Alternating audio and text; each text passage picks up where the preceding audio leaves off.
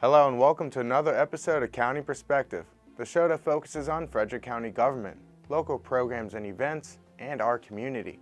I'm your host Brandon Rosa, and I'm here to keep you in the know and to give you the rundown on what's been happening around the county.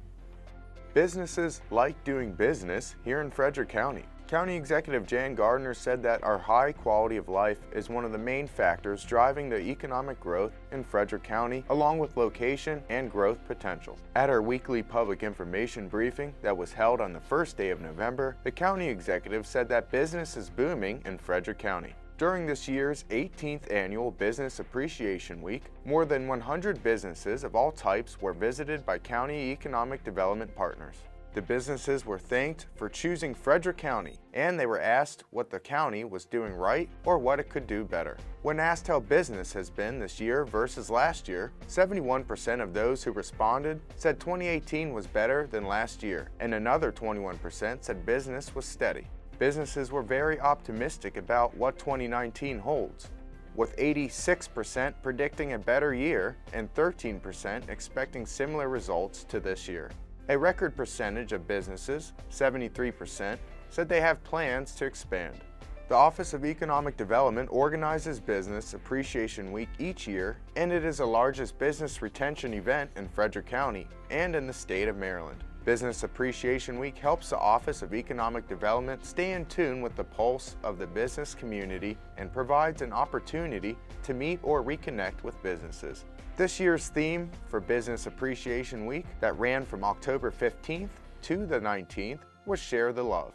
To learn more about Business Appreciation Week, visit discoverfrederickmd.com/BAW or call 301-600-1058. Community members and career and volunteer firefighters gathered at the new Middletown Fire Station for the dedication ceremony that was held on Sunday, October 28th. The Middletown area has had a fire station established for almost 70 years, but with the growing population in the area and the increasing number of 911 emergency calls, firefighters and their equipment outgrew the old station. The new 18,000 square foot state-of-the-art facility located off of Franklin Street will be able to house career and volunteer firefighters around the clock 24/7. The sheer size of the new garage will allow the station to house an aerial ladder truck, which would not fit in the old station. The construction of the station took over a year and a half to complete. The county paid for the building's construction, and the land was donated by the volunteer fire company. FCG-TV was at the grand opening celebration, and they had a chance to speak with several officials on behalf of the new station. Let's take a listen.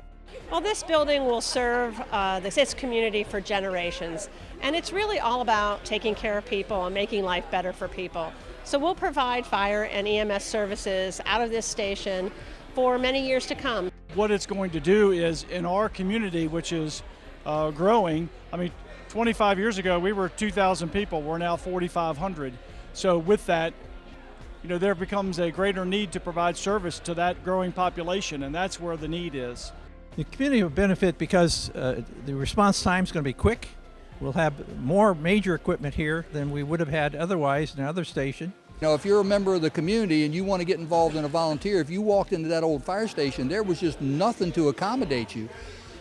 It was a big garage, is essentially what it was. So this has been a much needed asset in order to improve the function of the corporation, obviously provide better housing for the fire rescue fleet here, and position this community for growth in the future. So there are additional career staff that are scheduled to be assigned here at Middletown. The old station couldn't accommodate them, this one will. FCG-TV will air the event on Channel 19 and HD Channel 1085. Local veterans and county officials gathered during the last week of October to celebrate Veterans Day during the Frederick at its Best proclamation ceremony in Winchester Hall. County Executive Jan Gardner wanted to thank and honor the men and women who have served our country and protected our freedoms. There are 16 million veterans in the United States and approximately 17,000 veterans here in Frederick County. On November 11, 1919, President Woodrow Wilson proclaimed the day as Armistice Day. In 1954, the holiday was renamed Veterans Day by President Dwight D. Eisenhower. Frederick County is ranked 7th out of the 24 counties in Maryland in terms of the number of veterans. The Veterans Day Frederick at its Best proclamation ceremony will air on Channel 19, HD Channel 1085, and Frederick County Government's YouTube channel. One of the biggest infrastructures in our day-to-day lives are our road systems. Without them, our transportation options are pretty limited. Because our roads are so important, I decided to visit some of the men and women who work on the upkeep and improvements of our county roads. Let's find out more. Frederick County is one of the largest counties in the state of Maryland, standing at 667 square miles.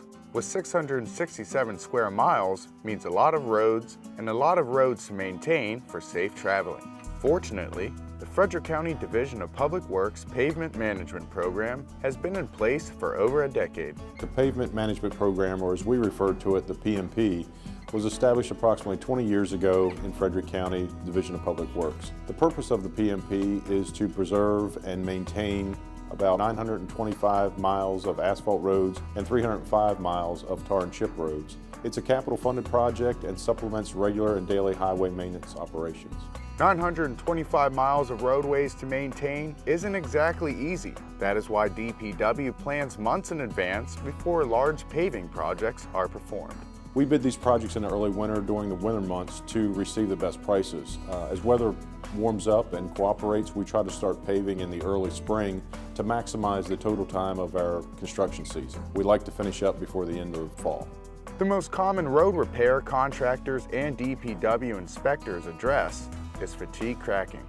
Over time, the liquid asphalt that covers the aggregate or stone breaks down because of weather, chemicals applied during winter seasons, or traffic wear. This creates cracking and allows moisture to penetrate the subbase and eventually the subgrade. If not treated, fatigue cracking creates potholes and ruts.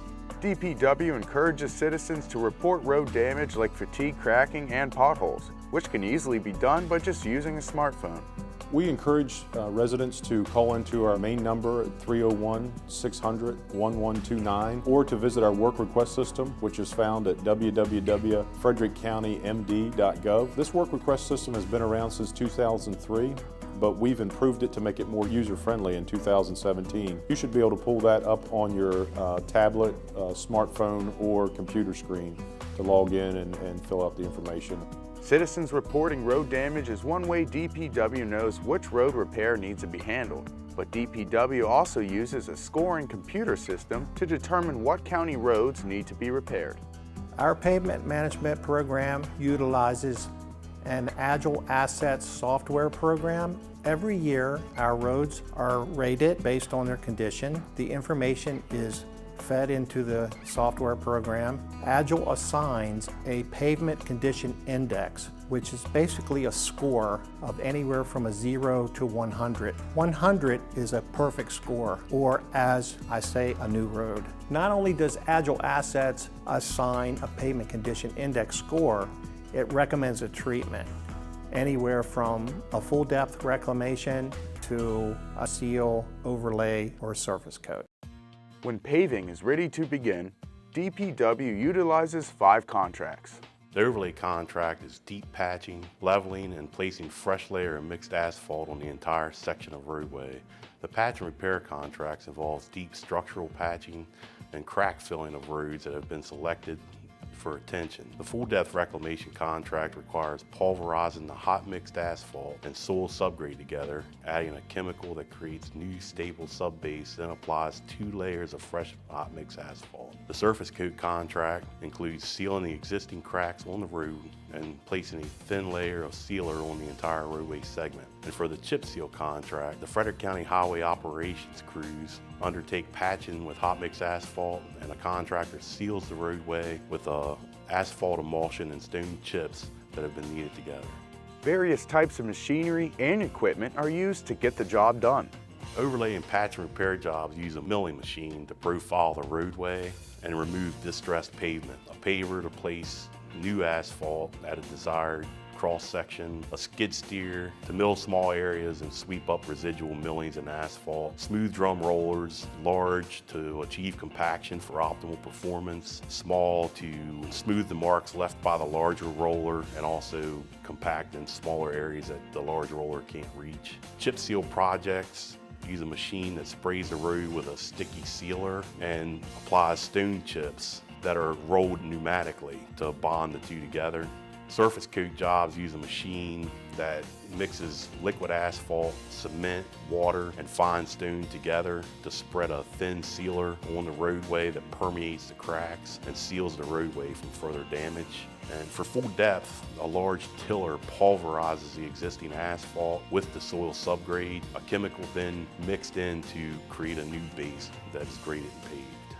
During paving operations, DPW stresses the importance of safety.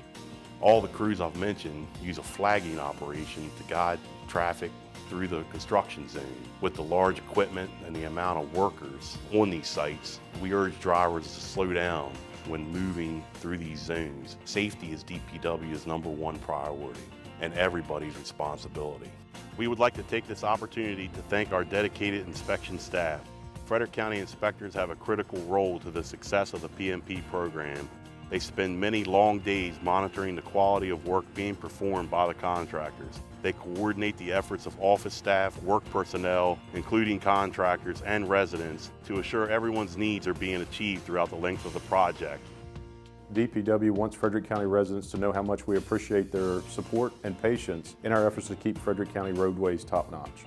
If you would like to submit a work request related to road damage or would like more information, visit frederickcountymd.gov/DPW or call 301-600-1129. We're going to take a quick break, but stick around. We have plenty more coming up on County Perspective.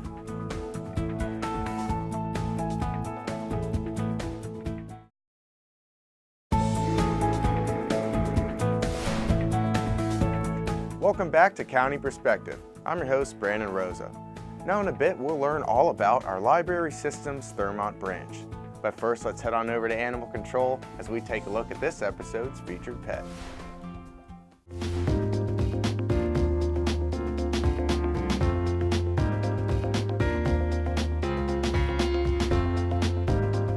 Juniper was found as a stray wandering deep in the heart of Gambrill State Park. She was severely malnourished and weighed in at only 25 pounds. But despite all that she had been through, Juniper was still sweet and full of life.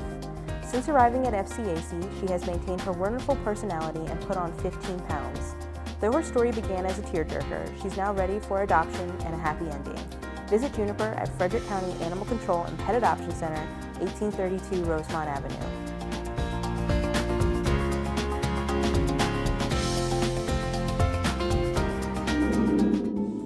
All around the county, people love to visit their local libraries.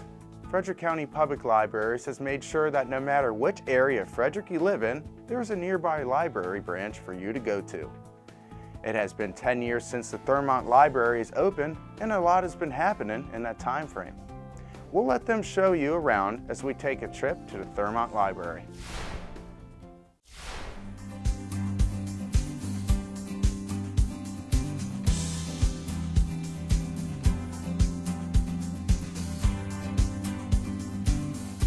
Really a great opportunity for me to get to know the community. I've worked in Brunswick and I've worked in Urbana, and I can bring everything that I learned from those communities and bring that back to Thurmont in my service to this community, which is my home community, and there's a real value in being able to serve my home community. My role is to connect the community and the needs in the community with the library's resources and services.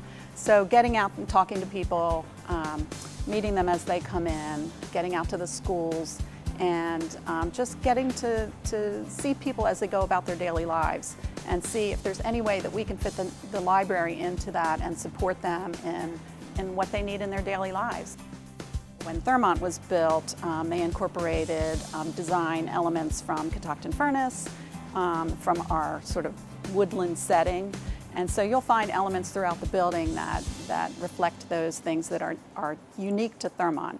Of course, we have a couple of features in the building as well. I mentioned the deck before, which is an awesome place to do programming or just to sit and have a picnic lunch, have a quiet moment. But we also have the Thurmont Center for Agricultural History, which collects resources that document the agricultural history of this part of the county. And so there's all kinds of interesting things in there that scholars can come in and do research on agricultural history. There's property records, genealogy resources, and it's open whenever the library's open. Well, I think the library serves as a community hub in Thurmont in particular because we're a smaller town. And so we have the opportunity to introduce people to experiences, cultural events, programming, and resources and services that they may not be able to find anywhere else in the community. As the new branch administrator at the Thurmont Regional Library, I'd like to welcome everybody in the community to come and visit, and really everybody in the county to come and visit this beautiful building. We have a lot to offer, and you should really come up and pack a lunch and have lunch on our deck.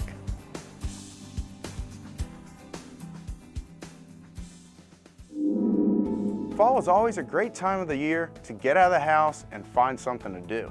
There are multiple county departments offering a variety of classes, lessons, programs, and events. Let's take a look at a few of them.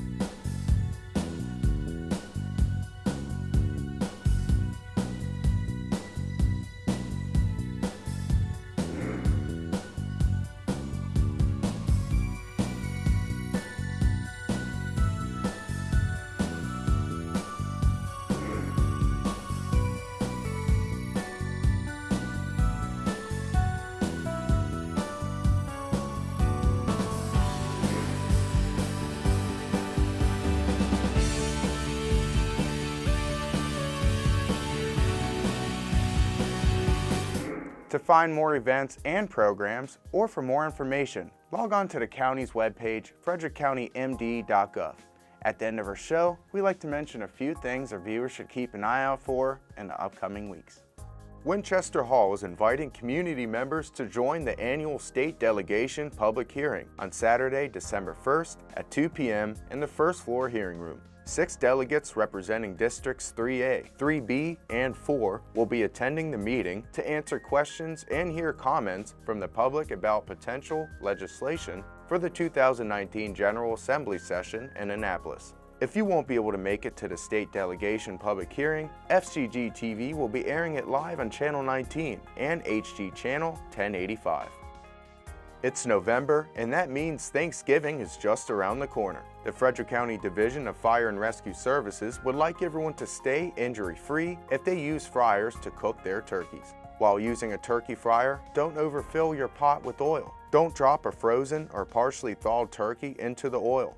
Make sure to place your turkey fryer away from structures and don't place it on a deck. Don't use ice or cold water to cool down the oil or extinguish an oil fire. And lastly, don't leave your turkey fryer unattended. If you would like more information on turkey fryer safety, call the Division of Fire and Rescue Services at 301-600-1536. That's it for this episode of County Perspective, and don't forget to follow Frederick County on social media in order to keep up to date on important news and events. We'll see you next time for a fresh look from a county perspective.